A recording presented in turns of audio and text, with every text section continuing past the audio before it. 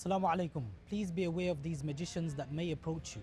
The one who approaches you out of nowhere, already knowing your problem, might be the danger. He looks normal, he might look friendly, some of them even look religious. They wait in car parks, outside supermarkets, near the school gates. Some even knock on doors.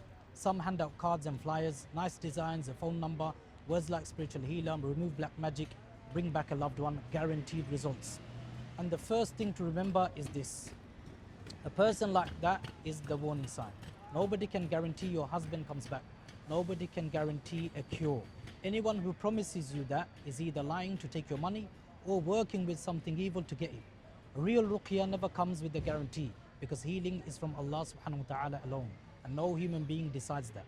Some of them will stop you in the street and they will say something that freezes you on the spot. Someone has put magic on you. There's a jinn following your family. Or they tell you a private detail about your life, something you never told anyone about.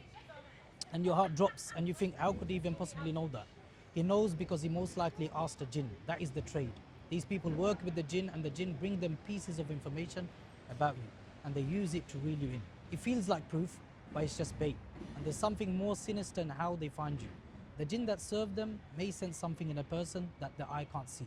Someone who is already carrying an affliction. Sihr worked on them long ago, an evil eye that struck them. The jinn may know this and they lead the magician straight to that person. So the one stopped in the street was often not chosen at random. Something was already there and the magician was guided to it.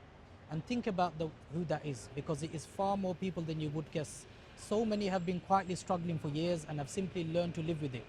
The dreams that disturb them night after night, the whispering thoughts that push into the mind and will not leave, waking up in the dark, unable to move or speak, a weight pressing on the chest.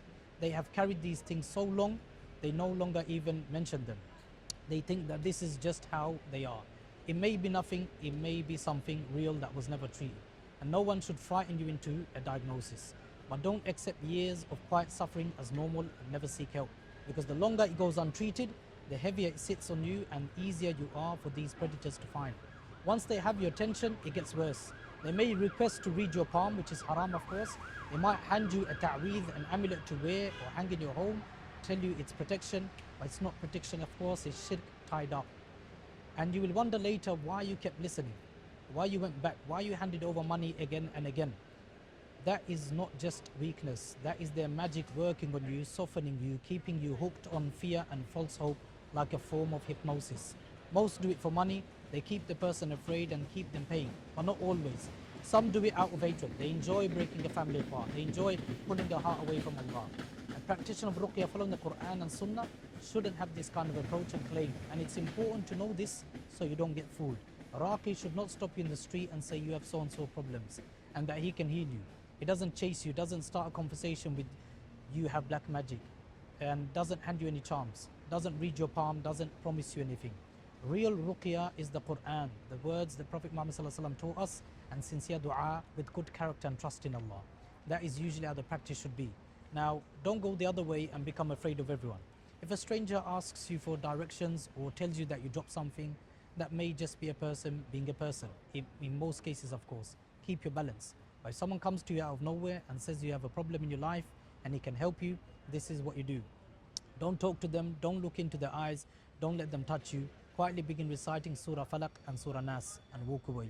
Don't argue or explain yourself, just go and put yourself in the care of Allah. And don't leave yourself unguarded in the first place. Recite over yourself morning and evening. Keep the words of refuge on your tongue.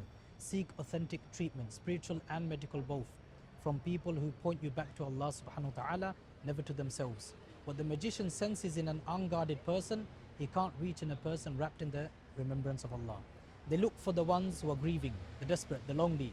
So protect yourself, protect the people you love and teach them this too.